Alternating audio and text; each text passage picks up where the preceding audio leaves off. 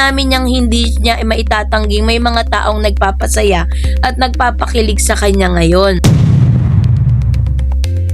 Ayon sa kanya, ito po yun, sabi niya, magsisinungaling ako pag sinabi kong hindi. Miss Jillian Ward, abay finally ay nilinaw ang issue patungkol sa kanyang pagkikipag-date kay Mr. Kobe Brown. So yun ang ating pag-uusapan maya-maya lang. But before that, if you haven't subscribed yet to my YouTube channel, please don't forget to like, share, and subscribe at hit mo na rin ang notification bell for more showbiz updates. So muling naging sentro ng usapan sa social media at entertainment circle si Jillian Ward matapos siyang malink sa aktor at modelong si Kobe Brown. Ang usapin ay nagsimula matapos makita ang dalawa na magkasamang nanonood sa isang concert, bagay na agad na nagdulot ng iba't ibang haka-haka mula sa mga netizen at tagahanga. So sa mundo kasi ng showbiz ay hindi na bago yung mga ganitong sitwasyon. Kapag may nakitang magkasama ng dalawang kilalang personalidad, mabilis itong nagiging paksa sa discussion. Maraming tagahanga ang agad na naghahanap ng palatandaan kung may namumuong special na relasyon sa pagitan ng mga artista. Sa kaso kasi ni Jillian Ward at Kobe Brown, mabilis na kumalat ang mga larawan at impormasyon tungkol sa kanilang pagkakasama sa isang concert. So dahil dito, marami ang nagtatanong kung may special na namamagitan sa kanila o kung sa ilang itong simpleng pagkikita ng magkaibigan. Gayunpaman, nilinaw mismo ni Jillian sa kanyang panig tungkol sa issue. Number 1, yung pagpusbong ng spekulasyon. Nagsimula ang mga haka-haka nang mapansin ng ilang netizen na magkasama sina Jillian at Kobe sa panonood ng concert ng singer na si Jessica Sanchez. Sa panahon ngayon na laganap ang social media, mabilis na kumalat ang anumang larawan o video ng mga celebrity. Dahil dito, hindi nakaligtas sa mata ng publiko ang kanilang pagsasama. Kaagad na naglabasan ng iba't ibang komento at opinyon mula sa mga tagahanga. Mailan din mga nagsabing maaaring nagde-date ang dalawa habang ang iba naman ay nagsasabing baka simpleng pagkakaibigan lamang ito. Ang iba pang netizen ay nagpayag ng suporta sa posibleng tambalan dahil pareho silang bata, matagumpay, aktibo sa industriya at showbiz. Sa kabila ng mga usap-usapan, walang malinaw na ebidensyang nagpapatunay na mayroon ng romantikong relationship ang dalawa. Sa isang panayam ay at nausisa si Jillian tungkol sa kanyang love life at kung mayroon bang taong nagpapakilig sa kanya ngayon.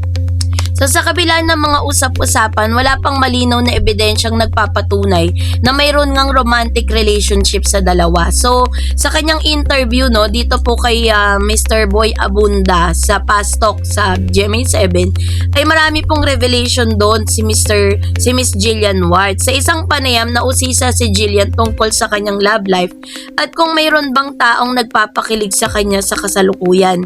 Tinanong siya kung sino ang mga lalaking nalilig sa kanya ang may special na puwang sa kanyang puso, kabilang sa mga nabanggit na pangalan sina Rahil Bria, Eman Bacosa Pacquiao at Kobe Brown.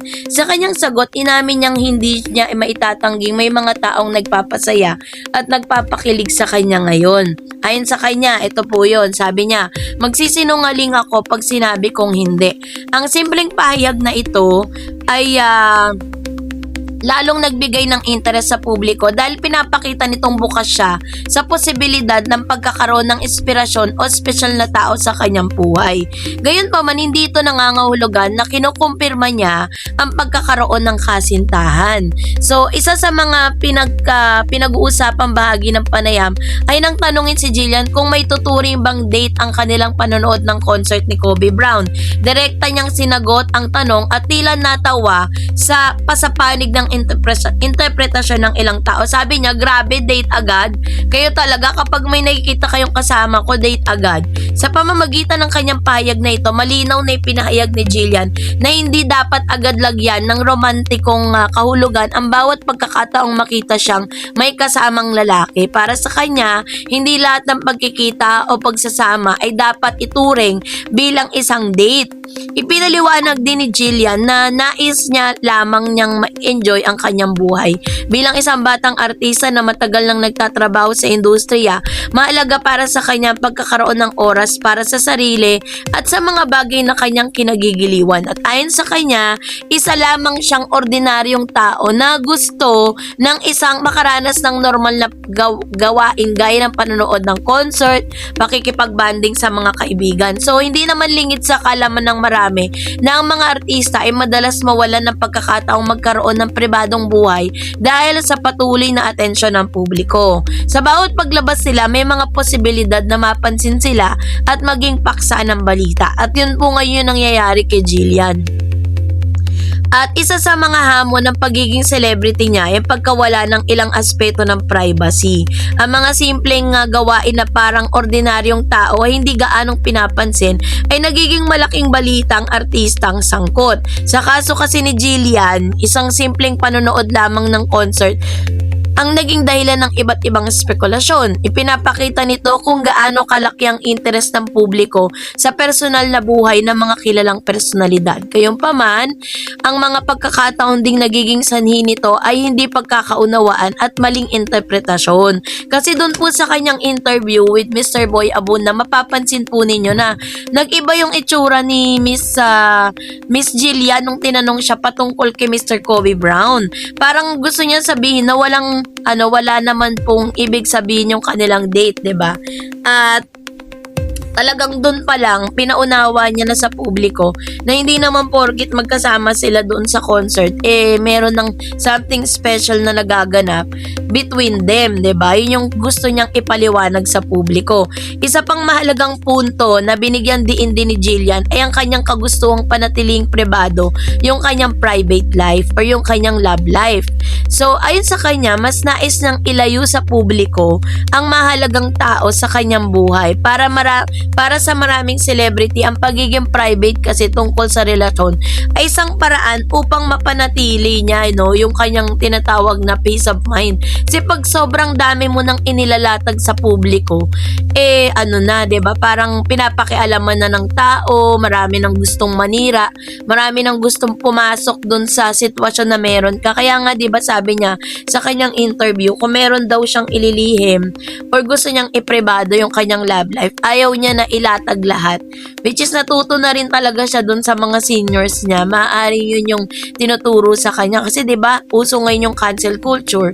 Kapag po may mga tao na parang sobrang nahook na dun sa isang love team na sinama sa kanya, tapos sinabi na magkarelasyon sila, tapos nagkaroon sila ng problema, nagkakaroon ng tinatawag na cancel culture. Yun po yung nagkakaroon ng epekto sa kanilang career. Kaya po no wonder kung bakit hanggang sa ngayon wala pa rin siyang inaamin kung sino ba talaga yung nanalo sa puso niya.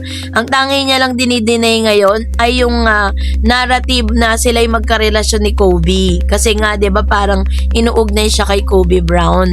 Pero malinaw niyang sinabi na sa kabila ng mga usap-usapin tungkol sa umunay pagde-date nila ni Kobe, wala pa pong malinaw na kumpirmasyon at not si Jillian Ward na mayroon silang romantic relationship.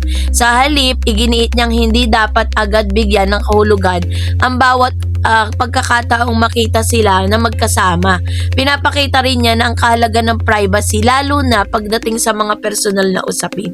Kaya laban lang yung mga Jillman dyan, 'di ba?